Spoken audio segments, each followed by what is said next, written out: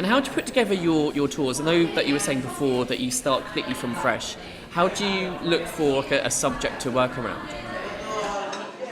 Constantly looking at words, ideas, pictures, and thinking, what's the worst that could happen in that situation? So, always turning things upside down. And obviously most of it leads to nothing. Yeah. Occasionally then I go, I make a note, and I put myself into a new material night, get all those notes, try and turn them into one-liners. Maybe I do 25 jokes, 5 work, another 5 might work with a bit more work. Does someone like you ever bomb anymore? You still bomb? What? Completely. You do like a 5-10 minute gig, and there's just silence, awkward silence. I think your definition of death changes as you get more experience. Uh-huh. But I know sometimes in the next 6 months it'll be a really difficult gig. Probably be a corporate thing, or where the microphone doesn't work, or something really basic. Uh-huh. And I think that's part of being a stand-up, is to learn to live with that. Just knowing that at some point you'll be in the wrong place at the wrong time, and that's how it is. First gig, good or bad? Did you die or did you do well?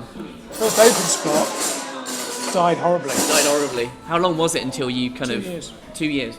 So you kept dying for 2 years? No. I didn't do another gig for 2 years after that one. Yeah. You were that put off?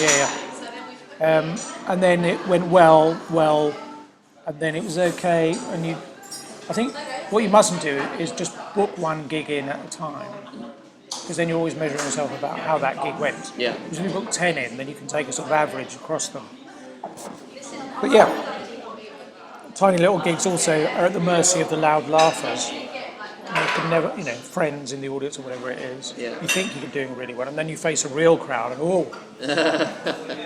So, it took a long time to get going. It takes a long time to find your own voice. And so from that point, that gig, the way you died, and you had that 2 year break, how long was it then that you, how long after that did you win the Perrier? I became best newcomer 5 years after that. 5 years after that? Yeah. So it took a while. Exactly, it took a while. Yeah. Well, so where it is. And do you get annoyed when you see some comedians who just kind of get a hang of it really naturally and really quickly? I mean, some of them just kind of it's almost like they start and they're just good. They're naturally good. I've been around long enough to know that it goes in cycles. Some people start really quickly. Yeah.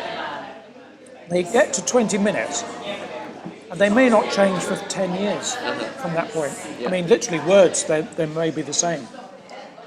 And other people, perhaps more like myself, start slower and gradually ramp up. I'd say it's hard for kids or people in their 20s because they haven't had the life experience.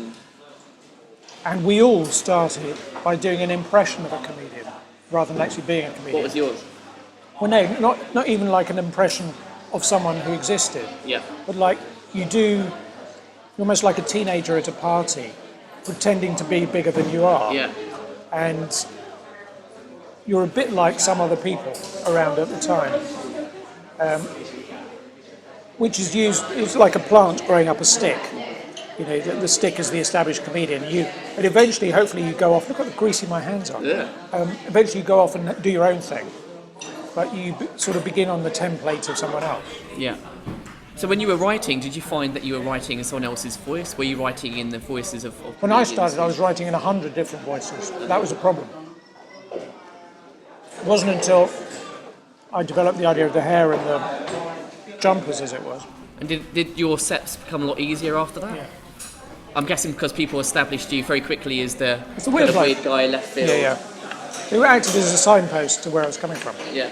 So that was handy. Gave me another 10 seconds at the top of the show. While people went, look at this bloke.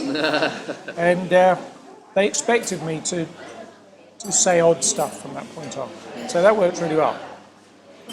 Whereas before, sometimes it would work, sometimes it wouldn't. Sometimes the jokes weren't consistent. And people would say, you've got good jokes, but I don't know what I'm booking. It's a bloke with good jokes, so, I guess that must have really had you stand out from the crowd back then, because I can't imagine too many people kind of doing that kind of thing, white shirt, big hair. Yeah. And that was handy. I mean, I had to play around with the level of it. in terms of how stupid it actually was. Oh, really? Was there a point where you were too stupid? Yeah, I think the hair went too high. Did you have a ruler and measure it? 10 centimetres? No, that's not good. Got bad Actually- reaction. 5? I usually say the thicker the crowd, the higher the hair has to go, because it needs to be cartooned for them. But I think sometimes I went a bit too far in terms of just being too stupid, and then that didn't make sense because the jokes were quite clever. Yeah. So it's a fine line. But if someone comes to see me do a radio show or record it, I don't even bother with the hair. Just they know what As they're you in are for. right now. Yeah.